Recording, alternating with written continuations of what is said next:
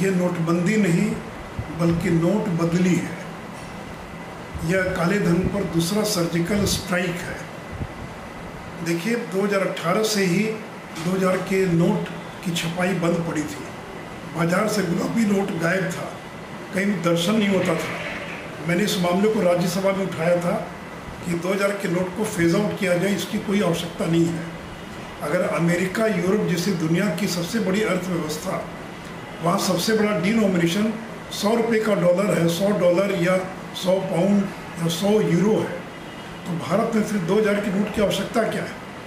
और देखिए जब नोटबंदी लागू हुई तो उस समय 500,000 रुपये के नोट को बैन किया गया था। तत्काल लोगों को मुद्रा की आवश्यकता थी और 500,000 का नोट तत्काल छाप कर देना संभव नहीं था, तो इसलिए 2000 का नोट तात्कालिक राहत के रूप में लाया गया था। इसलिए मैं नरेंद्र मोदी जी को धन्यवाद देना चाहूँगा कि आपके इस निर्णय से गरीब आदमी प्रभावित नहीं होगा, गरीब आदमी को कोई परेशानी नहीं होगी और लोग बैंकों में जाकर अपना नोट बदल पाएंगे।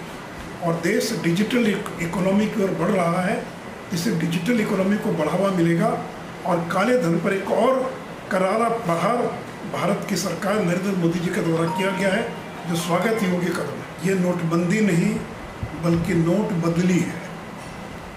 यह काले धन पर दूसरा सर्जिकल स्ट्राइक है। देखिए 2018 से ही 2000 के नोट की छपाई बंद पड़ी थी। बाजार से गुलाबी नोट गायब था, कहीं दर्शन नहीं होता था। मैंने इस मामले को राज्यसभा में उठाया था कि 2000 के नोट को फेज आउट किया जाए, इसकी कोई आवश्यकता नहीं है। अगर अमेरिका, यूरोप जैसी दुनिया की सबसे बड़ी अर्थव्यवस्था, वहाँ सबसे बड़ा डिनोमिनेशन 100 रुपये का डॉलर है, 100 डॉलर या 100 पाउंड या 100 यूरो है, तो भारत में फिर 2000 के नोट की आवश्यकता क्या है। और देखिए जब नोटबंदी लागू हुई तो उस समय 500,000 रुपये के नोट को बैन किया गया था।